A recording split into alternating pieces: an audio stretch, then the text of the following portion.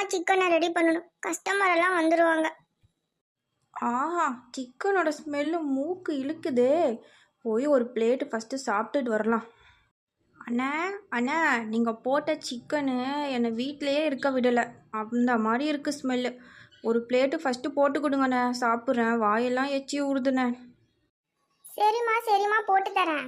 காசு கொண்டு வந்திருக்கல்ல, போன டைம் மாதிரி காசு இல்லைன்னு சொல்லிடாதம்மா. ஆனால் என்னண்ணா இப்படி பண்ணுறீங்க? ஒரு 5 டைம் காசு இல்லாமல் சாப்பிட்டேன், அதுக்கு போய் இப்படி பண்ணுறீங்களேண்ணே. காசு கொண்டு வந்திருக்கேன், சிக்கனை போட்டு கொடுங்கண்ணே ஃபஸ்ட்டு.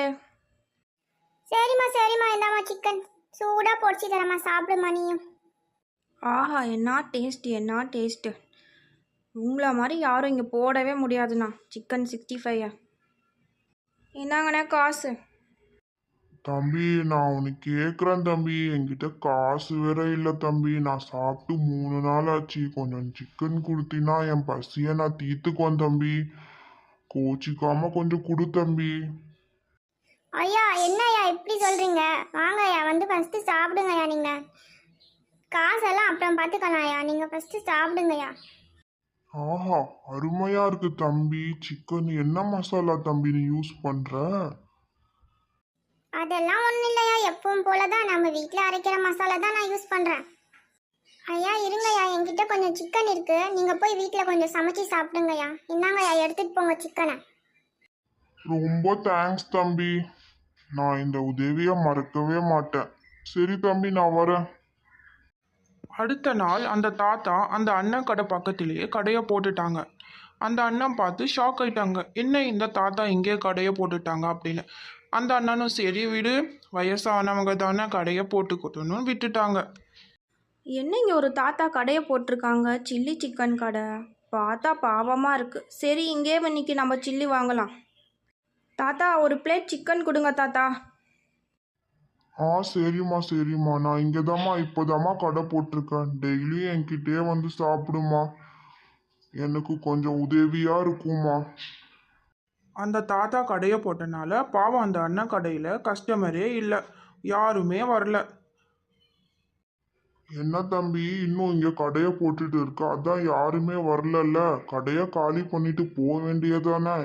எதுக்கு இங்க பக்கத்துல போட்டிருக்க நீ கடைய? அந்த தாத்தா இந்த மாதிரி சொன்னனால அந்த அண்ணன் பார்த்துட்டு ஒன்றுமே பேசலை.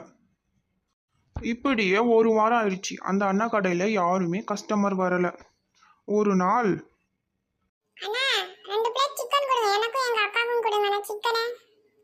ஏம்பா தம்பி, கொஞ்ச நேரம் வெயிட் பண்ணு.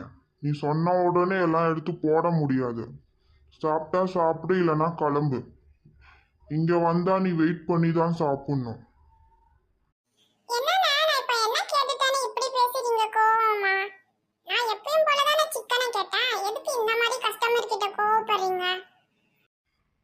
இங்க பாரு தம்பி, நீ சொன்ன மாதிரியெல்லாம் செய்ய முடியாது. வெயிட் பண்ணி சாப்பிட்டா சாப்பிடு, இல்லைன்னா கிளம்பு. இல்லைன்னா அவ்வளோதான் உனக்கு மரியாதை, சொல்லிட்டேன். இந்த மாதிரி அந்த தாத்தா கோவமாக பேசுறதுனால கஸ்டமர் எல்லாம் அந்த தாத்தா மேலே கோவப்பட்டாங்க.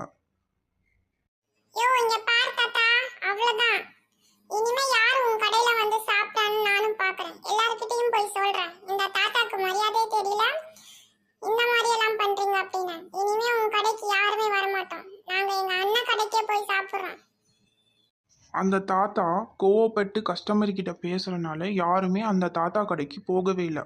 அந்த அண்ணன் கடைக்கே பழையபடி எல்லாம் போய் சாப்பிட்டாங்க. அந்த தாத்தா கடையில் யாருமே கஸ்டமரே வரல. இதுலேருந்து என்ன தெரியுதுன்னா, யார்கிட்டையும் நம்ம கோவப்படாமல் அன்பாக பேசணும்.